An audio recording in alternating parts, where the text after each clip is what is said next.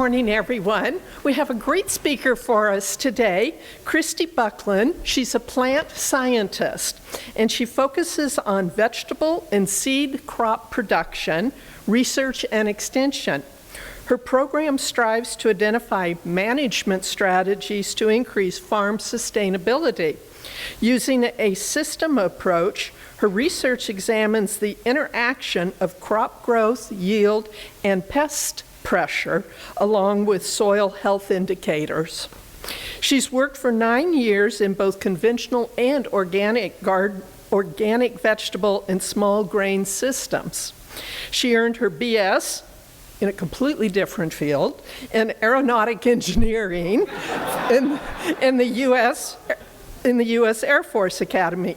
She completed her MS and her Ph.D. at Utah State. Anybody here from Utah State? Oh, well, we're glad you're here to support us. Please welcome Kristie. Let me fix this guy here for me.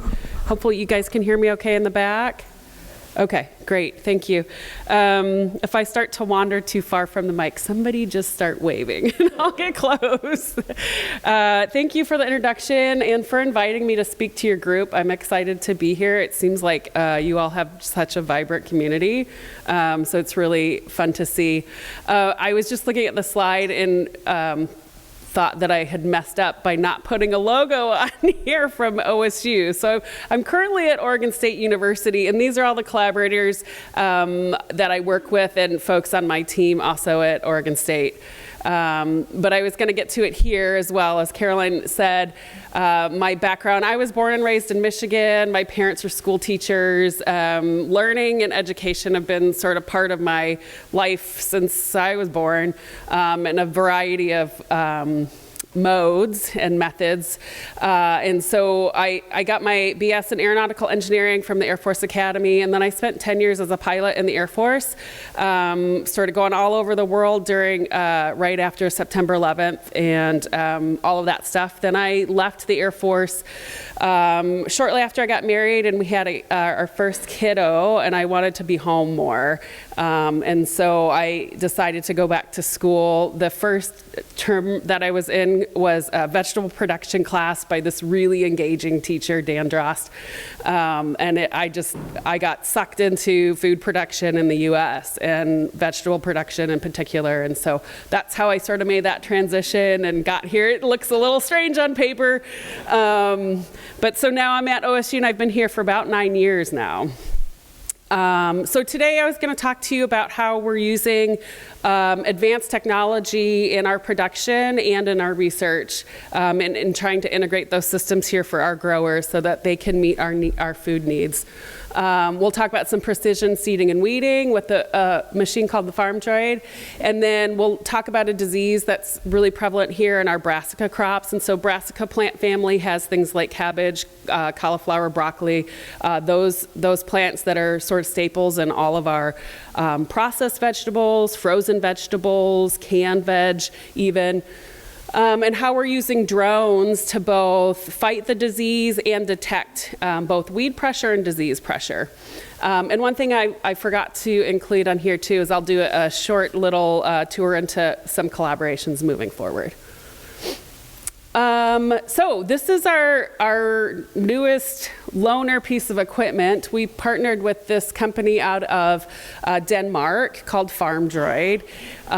We were fortunate enough to be able to borrow this piece of equipment for the past 2 years.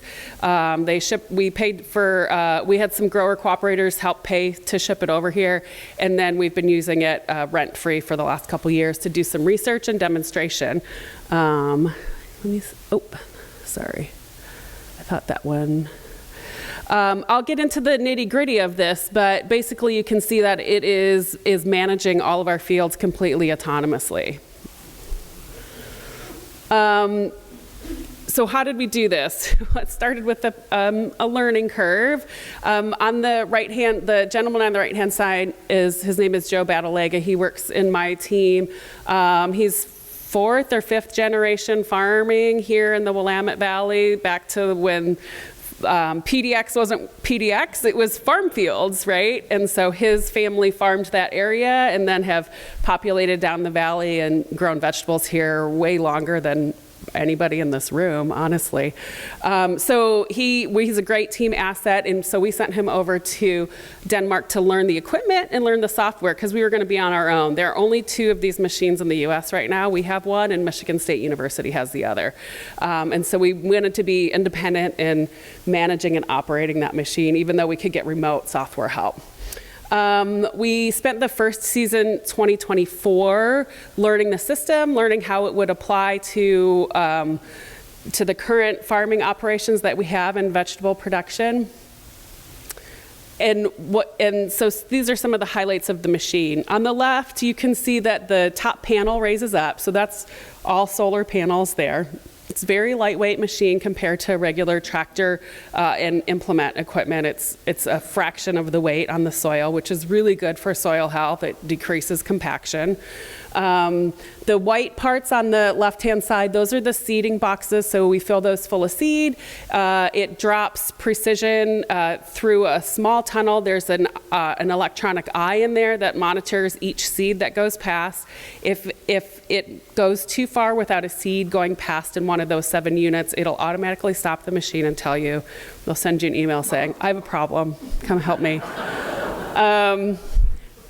So the really cool part about this is the way that it seeds. So every time one of those seeds drops past the eye, it marks on GPS where that seed location is in the field. So we're talking plant populations in north of 70,000, 80,000 per acre, and it's marking all of those locations in the field, which is amazing. I mean, that's step 1 of amazing. Step 2 is, well, let's talk about the seeding. So here's just a little clip of how it moves through the field. So it's fairly slow. It's at a slow walking speed. On the front, you can just barely see this wire right here, and it kind of goes all the way around the machine. It's hard to see in this light, but it is a tripwire essentially. So if there's an obstacle in the field, an irrigation riser, something that's hard set, it'll bump into it pretty lightly. I've triggered it before on purpose, and it stops the machine. Again, sends you an email. I've hit something. Come help me. And so literally you fill the white seed boxes full of seed and leave. That's it. You can go on and do something else in your field. So one of the things about this, though, is the plant spacing is a little bit different than what we use on a conventional tractor. And so there are obvious advantages here of we're having less human inputs to run the machines, right? But we are going to sacrifice not as many plants in each field, okay? And so the goal for a lot of our projects were what were the trade-offs price-wise, right? If I'm having less plants to harvest, that's not as much revenue coming in, but I'm also not spending on labor. So pretty simple software here. This is seeding. It's basically on and off, and you have a few seeding settings to change that plant spacing, but not very many. Here is the real beauty of the show, is how this thing runs through the field to weed. On the left, you can see, I'm trying to find, oh, there's my pointer. So you can see there are a couple of stationary arms on the back, and in the front, there's this one that moves in and out, and we call that a knife, okay? So it goes in and out in between the plants. It's using the location, the GPS location, to tell it when to move that knife in and out of the plant row so that it doesn't do any damage. These 2 hind end cultivator, they're just little, they almost kind of look like this. They're little tines. They just sit below the soil surface, and you adjust the height. And that's what we would normally get with a machine, like a tractor-driven cultivator. We would have those same tines in between the rows. But the bonus here is that front knife going in and out in between the plants, okay? That's what is the part that normally would be done by a human over acres and acres and acres. So that's a lot of labor, especially if you're doing organic production. There are no herbicides that are going to be effective, so you're paying somebody to do that machine work, okay? The right-hand picture is just another image of that, and you can see before and after. There are some weeds in between these rows, and it cleans them right out. We get pretty good coverage on that. So again, this is a close-up of what I was talking about. Here's this knife on the front, that's the moving part, and then we have these two fixed weeding arms that go in between the row that mimic our current equipment. So the really cool thing, I mean, if that's not cool enough, the really cool thing is that you get a lot of inputs on how that knife moves, and you can change it throughout the growing period of the plant. So here's a quick snapshot of the user interface. These little guys here are the plants inside that red box. And so this whole area inside the red box is adjustable by the grower every time the machine moves. And so they get to, on the top box here, they get to decide how close you get to the plant with the knife.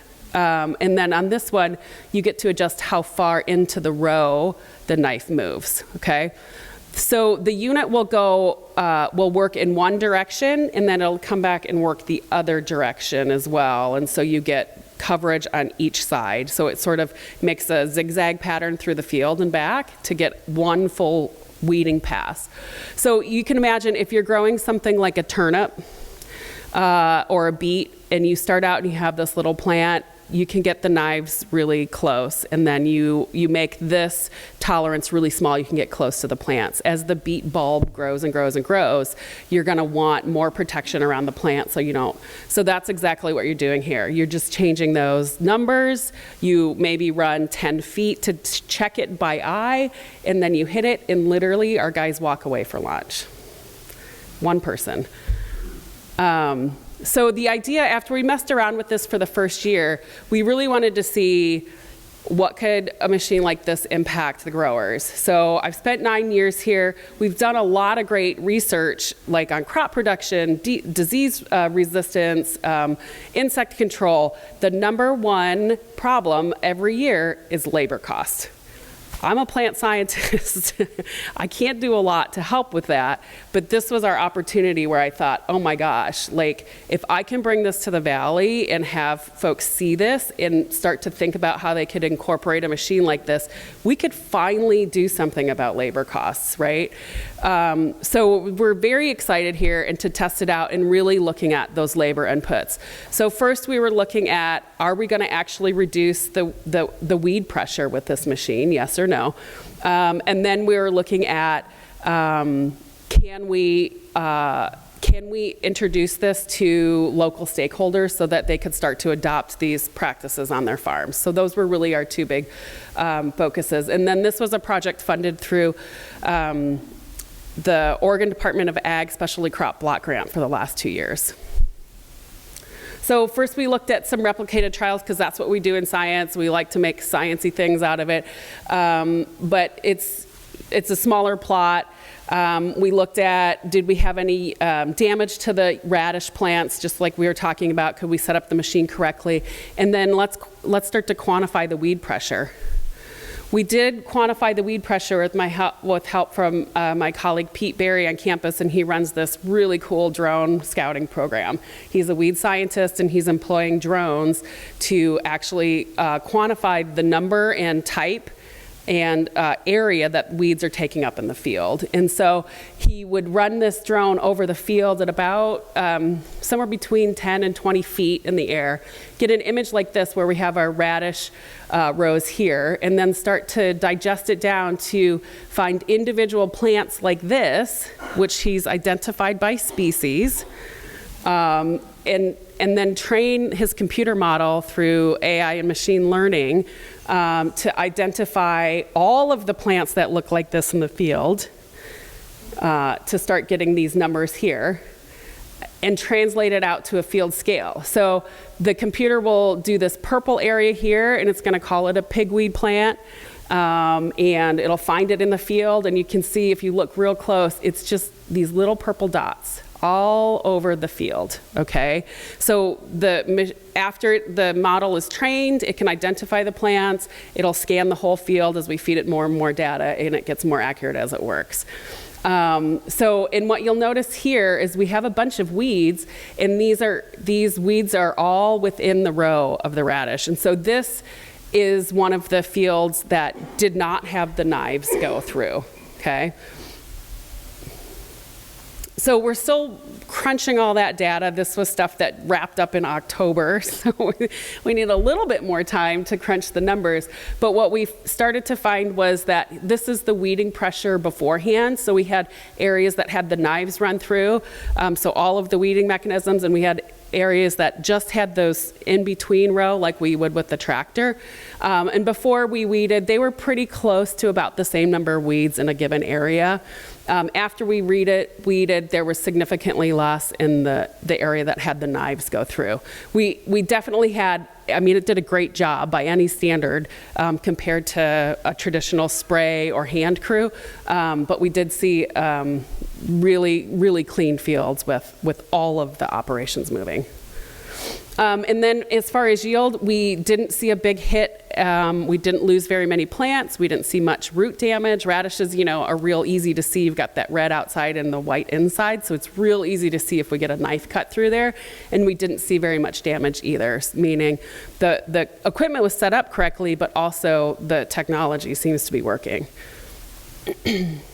So we started to think about, our research plots are a good indication, but sometimes when you take a small area and you extrapolate it out to a much larger field, you don't get the same impact, right? You don't see the same results. And so we had a local grower cooperator who farms on some rented land at our research center in Aurora, and then also nearby in Canby, really decided, man, I want to try this piece of equipment. So this grower learned the machine in less than a day and was out there and planted his own fields both in 2024 and 2025.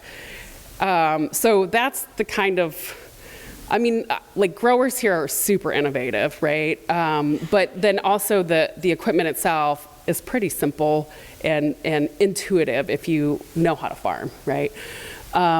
So this year we went to him and said, hey, what if we take some actual measurements? You run it, we'll let you here's the machine, use your seeds, do your thing, and side by side, plant a field with this machine and plant it using your weed management strategies, which includes a hand crew because they're organic. And then let's see at the end of the year how things turn out. And so that's what we did with the fields of turnip and fields of beet. And so we are still in the process of collecting yield data because those are late season crops here, but we did get some labor hours. And what you see here is the robot. When he used that for all the weeding operations, it was more than 50% less labor time going in those fields. And that's significant. I actually showed this to a group of farmers out in Hermiston yesterday, and they were like, okay, that's great, but I would have thought it would have been less than 50%. And my answer to that was, well, this guy's an organic grower and he's real particular. And so any weed that's left in the field is going to be a problem for him next year and the year after and the year after and the year after. So he will always send a hand crew through to make sure that it is clean, like cleaner than your garden clean. So 50 some percent still to me is a tremendous savings. And so we're excited about that. And then when we pair that up with yield and how much plant population was in those mixes, because remember at the beginning I said they couldn't plant as many plants due to the configuration of the machine. So the offset between labor savings and plant yield is going to be really important in factoring that out. But I'm excited to see some really great results in both adoption and the reduced labor. So the other big part of this project was field days and getting folks into seeing the equipment. So in 2024, we had a whole bunch, and then last year as well. And it's literally just getting folks out to look and touch and feel and see what they're doing in this thing, to start to think through, how can I put this on my farm? I'm a huge believer of, if I bring new ideas to people, they know how to adopt it onto their farms, because that's what they do, right? So all of these stakeholders that we've reached, we've been talking about it all over the region. We even have a YouTube channel people are watching videos on, which is crazy to me, but I like seeing weeds going down, I guess. So next I'm gonna hop into drones and how we've used those in disease management. I talked a little bit about how we're doing for weed identification and mapping with the farm droid. We're also using them for some of our critical fields that have a hard time being managed, like this time of year, especially when it's wet and muddy and we can't get farm equipment out. So I've spent a lot of time doing some plant health scouting with our drones.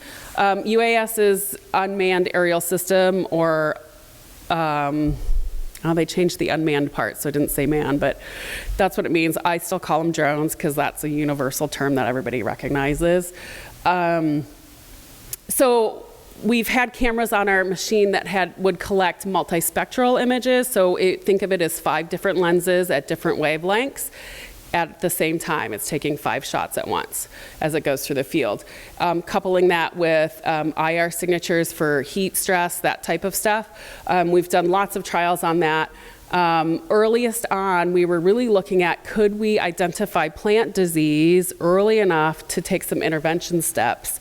Like in this time of year, we have a lot of very high value specialty seed crops that are existing, they overwinter. So they're fall planted, they go through the winter as small little plants, and then in the spring they bolt and put up seed, harvest in June, July, okay? They're some of our most profitable crops in the valley. They are also some of the ones that are impacted by this disease called blackleg. And you see it's a fungal disease, there are some foliar symptoms. The real crux of the problem is all of the seed has to be tested before it can be exported out of Oregon, and it has to be tested as negative of this disease. And so if your plant has a disease, there's a high probability that the seed will have disease and you will lose all of your yield. So continued protection is a problem. If we can identify it over the winter, then there's options that we can spray and keep all of the numbers up from this now, 14,000, but near $30 million or more. So this is like cabbage seed, broccoli for seed, those types of crops, okay? The only people who do that are us and some up in the Pacific Northwest Skagit Valley, and then in New Zealand, Australia, in the world, okay? So early on, we used some existing index values, which are just mathematical equations where we take the difference in some levels of those 5 different indicators of wavelength and do some mathematical equations and try to figure out which of these blocks are different treatments that we used fungicide controls on to see which decrease the disease levels enough. It worked, but it was a little imprecise. So we're learning along the way. This is what I talked about a little bit on this disease of blackleg, but it's very difficult. What I will say is we have so many brassicas growing in the valley that it's a continual problem that we have to manage for all the time. And so new ways to identify early infections are really important. And you can see, like, this leaf is blown up about 10,000 times, but the plant is this big at this time of the year in the ground. And so we're trying to fly over at 20 feet with a drone and see, a couple centimeters of diseased tissue.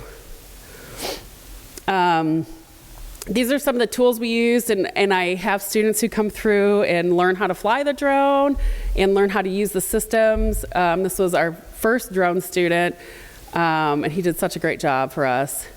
But what we take from there is these are individual leaf individual leaves from a turnip plant that were harvested in the field to start to train the AI model on how to detect this disease. And so Taylor Bates was another student who came through, and he took these, set the camera up on sort of this tripod in the lab, and just sort of fed through different leaves over and over and over again, and trained the computer that this is what this disease looks like. And so these spots here, the pixels classified as non-diseased are green, so that's essentially for most of these, most of the tissue, right? Or diseased as white. So he could tell it, these white areas, that's what disease looks like on this plant. And then as the model got better and better, or as the model started out, it would have a lot of these black areas where Taylor had to tell it, this is disease here, you missed it. Okay, and then as the model got better and better, these sort of these bottom squares are maybe a more accurate representation of the final model, where they're almost always overlapping.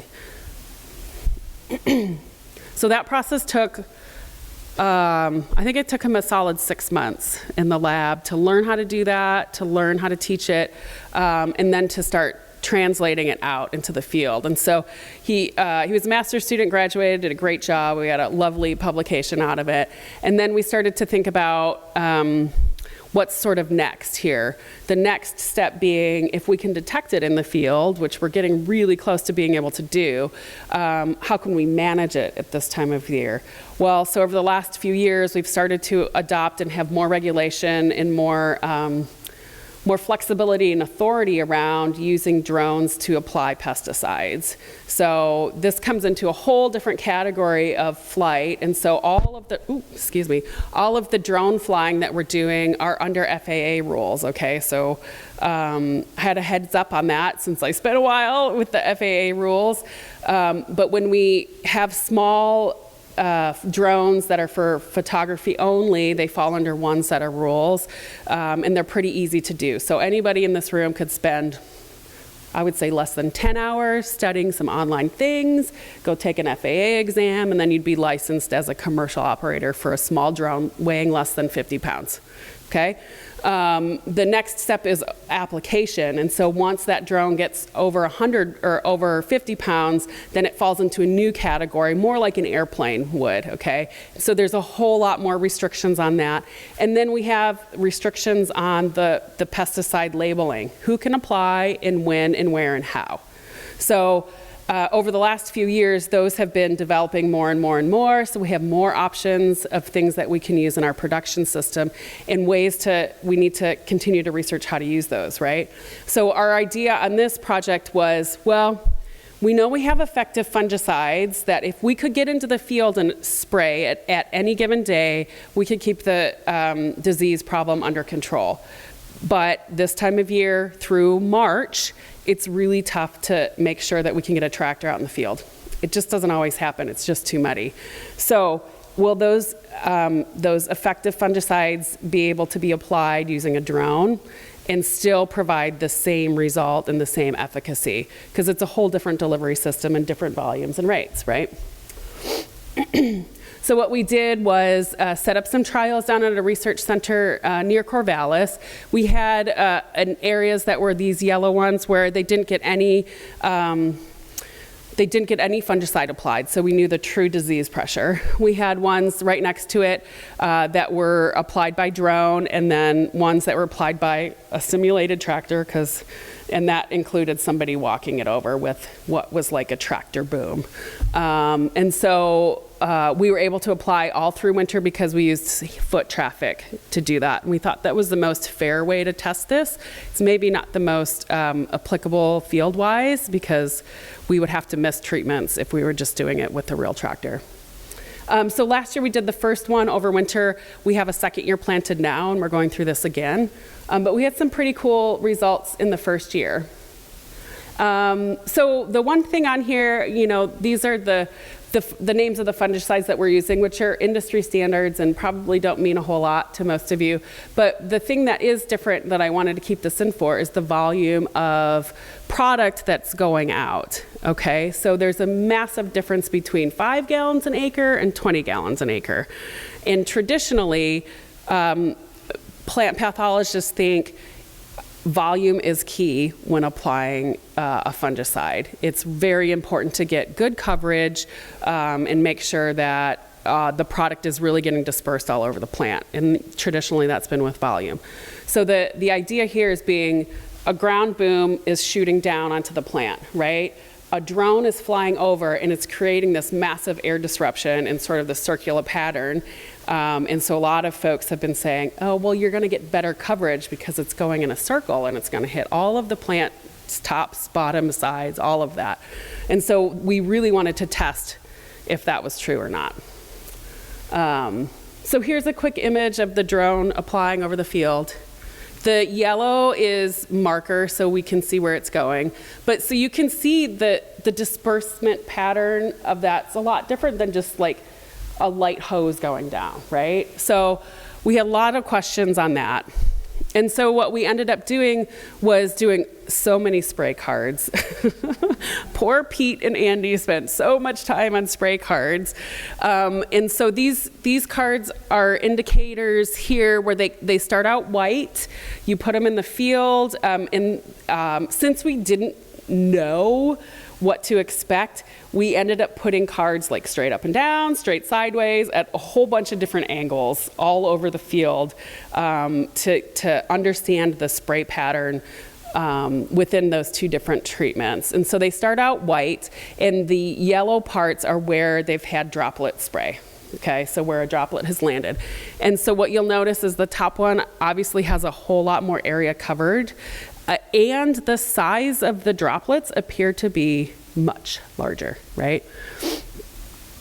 So in the field, it looks like this.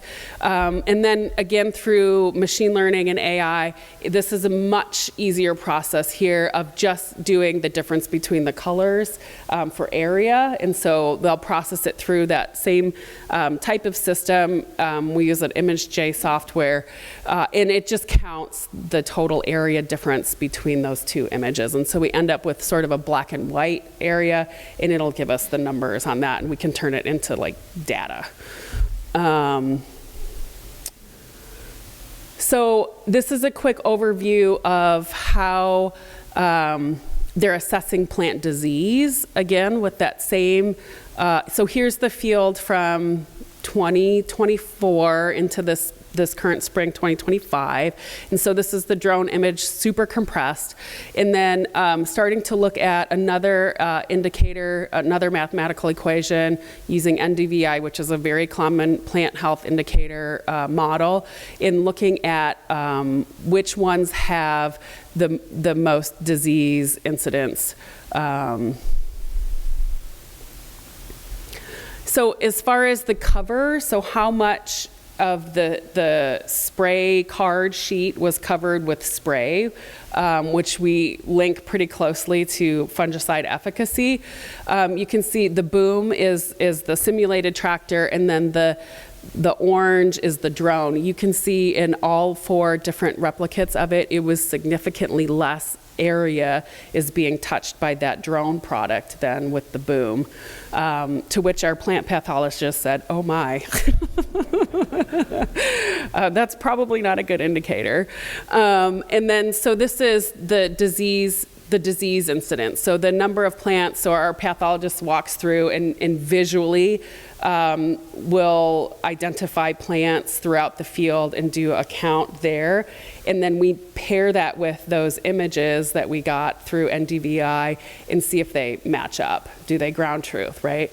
And so what we had here is the untreated control. So that's the one we would expect to have the most disease. So that's 30% of the plants, and it going into February had disease, which is about right every year. And so with the drone, it was down to 14% of the plants, and then with the tractor, it definitely had less at 9%. At this point in the season, in February, there's not a statistical difference between those two treatments, but we still have to continue with another year to see. Obviously, 14 and 9 are different to me, and I would choose less, but we'll see if it pans out. We know for sure we're getting less coverage with the drone than with the tractor equipment, but if it'll pan out into disease pressure, I'm not sure yet. So next steps here, we're going to continue analysis on disease and coupling these two systems together, right? So we have this good developing system on how to detect visually the disease in the field with blackleg, right? And then we have this other delivery system next. And so coupling those two systems together so that over the winter months, growers can feel really confident that their systems are, their fields are being taken care of is really the next step here. I wanted to put this in here. This is our announcement from last year. A big part of my program is outreach. One of the reasons I'm here today, and I traveled to and from Hermiston yesterday, and so we do a lot of teaching, right? So instructing people on how to do things, but also outreach and bringing new ideas to the Valley. And so last year, as part of this project, we had the first ever Ag Tech Field Day, where we hosted at the North Willamette Research Center. It's in Aurora. It's just across the Wilsonville Bridge at the Charbonneau exit. Where we brought in vendors, we brought in growers, we brought in researchers, and we had stations set up all around the farm to bring more ideas out and start to make some of those connections and collaborations. And so we will do that again this year. We haven't picked a day in the spring, but it'll be in the spring. And I put this QR code up here, and I can share with you as well if you'd like. If you want to stay up to date on current events and opportunities to come visit, we always love to have folks from the public and industry come visit and learn about what we're doing. We have a community event usually in the summertime as well, and it would be announced on this page too. The other thing I wanted to bring up here, I have two more cool short pictures of what we're doing for integrating ag tech into operations here. This picture in the middle is our large agrivoltaics array. I think it's been 3 years now that was installed at the research center. It covers, I think, a total of 4 acres, so it's quite a large space. And it's a cooperation with private industry and Oregon State University to have research area that has these arrays on it.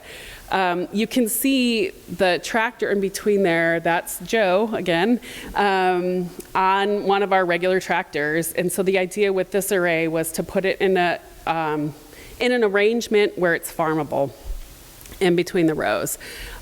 These panels articulate throughout the day, so they follow the sun, which is great for solar. It's also great for management underneath. And so while you can manually shift these to the vertical position so you can get really close to those support systems to farm around, if you just show up early like most people do to farm, they're already in the vertical position, and you can get your farm work done really quickly in the morning time. And so here's a picture of Joe maintaining our research plots, and what we are doing, my program is doing in there, is looking at ways to increase soil health indicators while still farming. So again, back to the bottom line for growers, if they need to take some time out of their systems and their regular crop production systems to improve soil health, so things like compaction, disease pressure, that types of things, usually it means they have to take it out of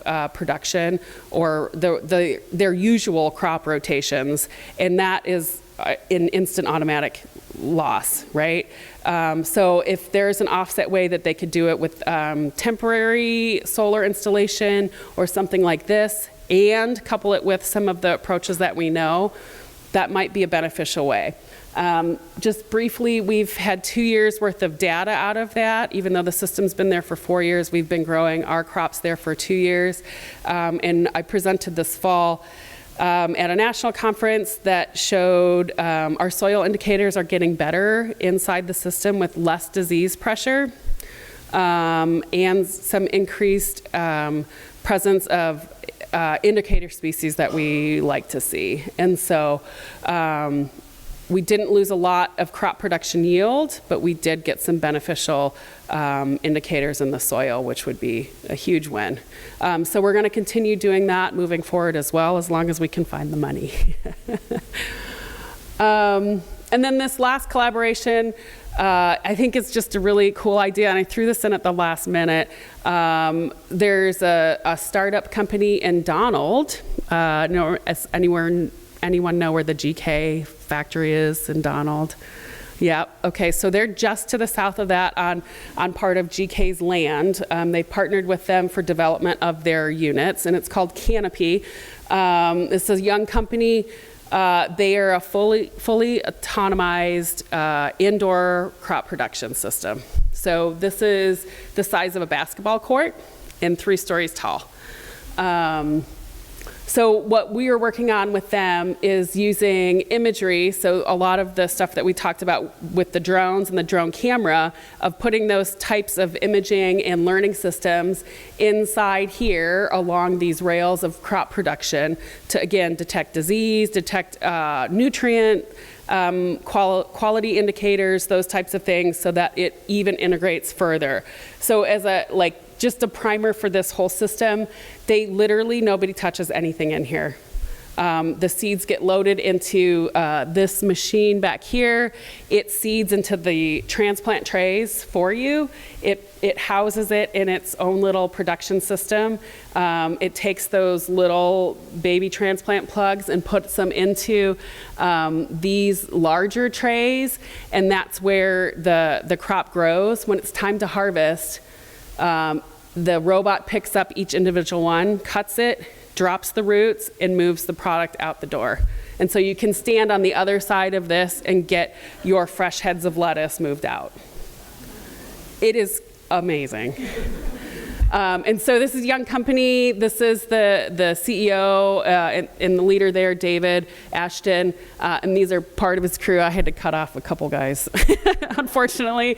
But you can see, so these towers rotate around to optimize airflow and lighting conditions and all of the things you need to inside of a system like that. And so we're excited to hopefully work with them. We've got some grants out there pending that hopefully will give us the opportunity to start working together and get these guys moving a little bit further along their journey. So these are all the folks that helped pay for the work that we did here. We're thankful for their cooperation. And then most importantly, the crew that I work with and has helped contribute to this work. There's my contact info. Happy to talk more about anything. And again, if you can find our NREC websites and stay up to date on offerings that we might have there, we're always happy to have visitors. That's it for me. I think I stayed within my time.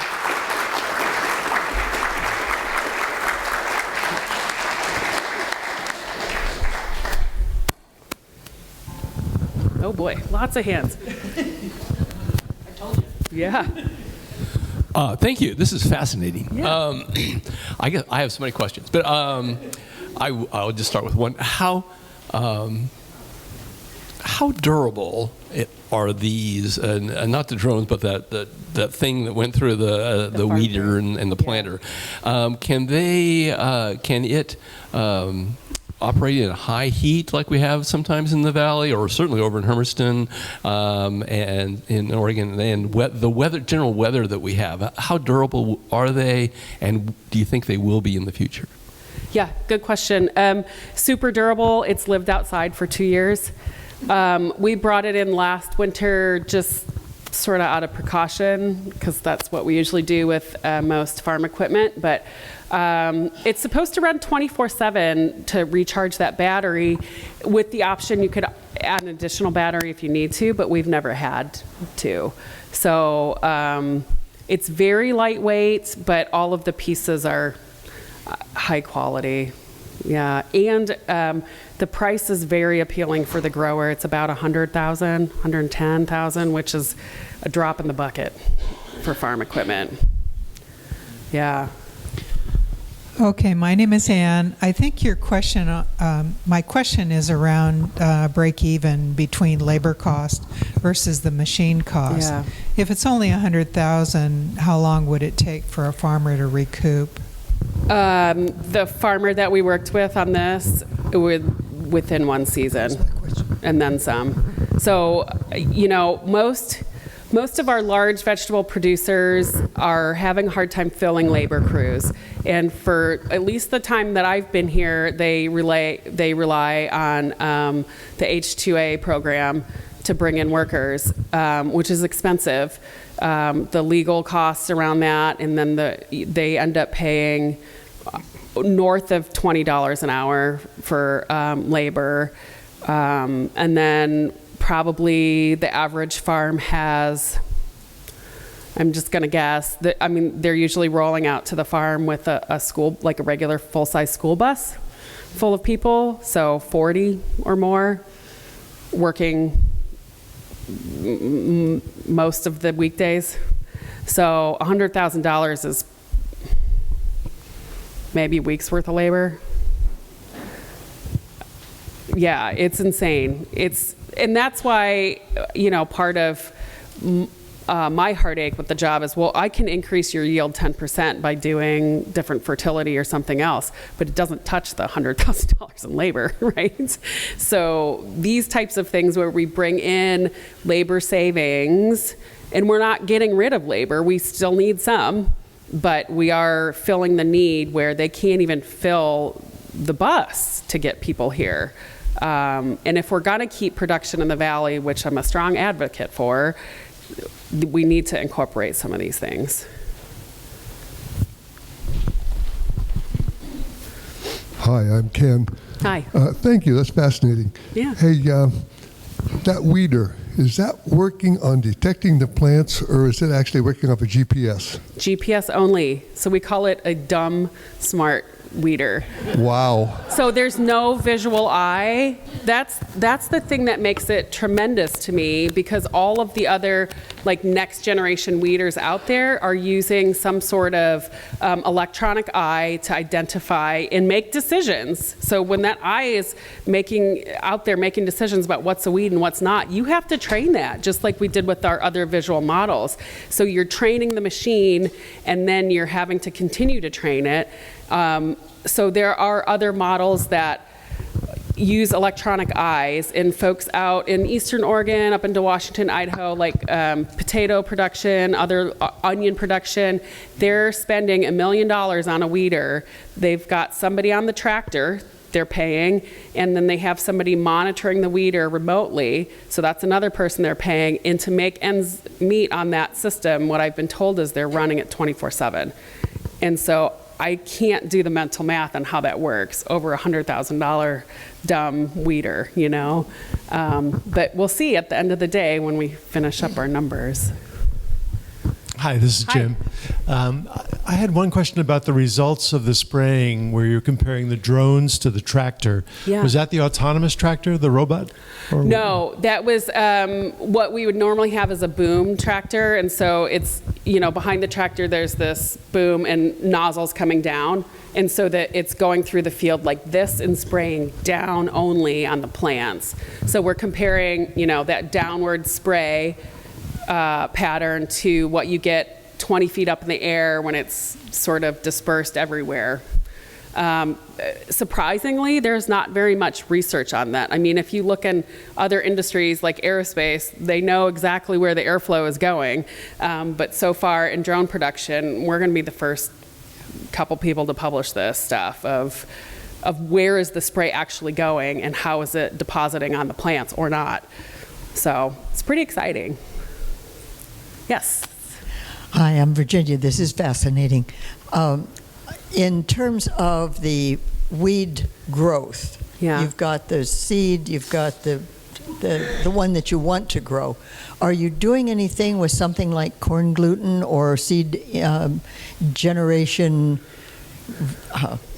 that imposes, stops the seeds from generating for the weeds so that you can reduce that load in the fields? We didn't in these trials. We didn't use any sort of product, herbicide, anything like that. We just wanted to see straight efficacy.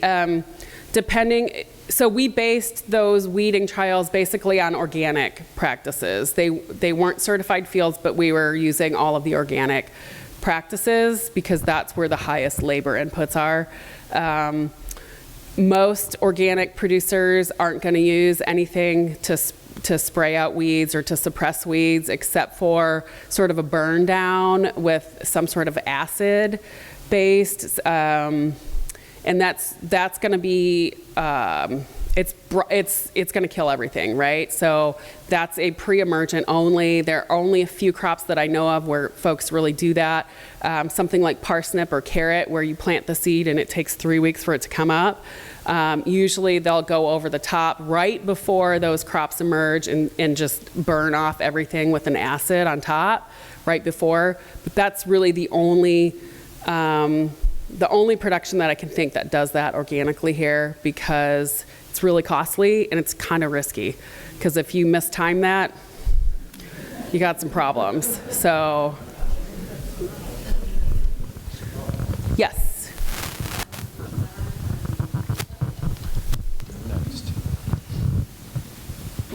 Excuse me. Go from side to side. So this is Mark, and I'm wondering, is there any transferability that you anticipate to open field crops like wheat or barley or those that fill the whole field? And is there an application in for this there? Yeah, so for the farm droid, we tried to use it, the weeder seeder. We tried to use it in grass and clover crops. The timing of it was problematic for establishment because usually those are established in the fall, and as soon as it starts to get muddy or mucky, it's real hard to move any sort of cultivating equipment through the field. It just turns into a mud ball. So that wasn't super successful. There'd need to be some pretty big changes in the cropping system to do that, like spraying, planting, something like that, that just didn't seem as realistic for the valley. And they also don't spend as much time on weeding. As far as detection and disease suppression, absolutely. So those are things that other colleagues are working on for crop specific. And so I guess that's a really good point of sort of what we talked about with blackleg scenario here. For every pairing of crop and disease, right now you have to go through this whole process of training the model to learn what disease looked like in that plant. So our student Taylor did that for brassicas, which covers a lot of our crops, and he did it for hemp for a couple of different crops too. But if we were going to do it for wheat, you'd have to train it. You'd have to get some sick plants, you'd have to tell the model what to look for, and then go from there and develop that data set before you could employ it. So it's sort of one by one. It takes a little while right now. Hi, I'm Ava. This is fascinating. I never would have thought I would be fascinated by farming, but I enjoyed it. The weeder seeder machine, it's only manufactured in Norway, and how many are they manufacturing?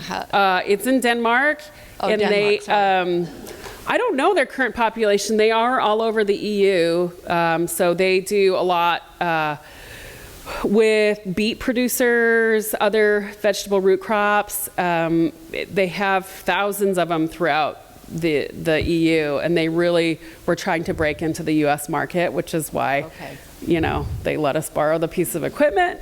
So, and they chose strategically, right? Oregon State and Michigan State University, big ag schools.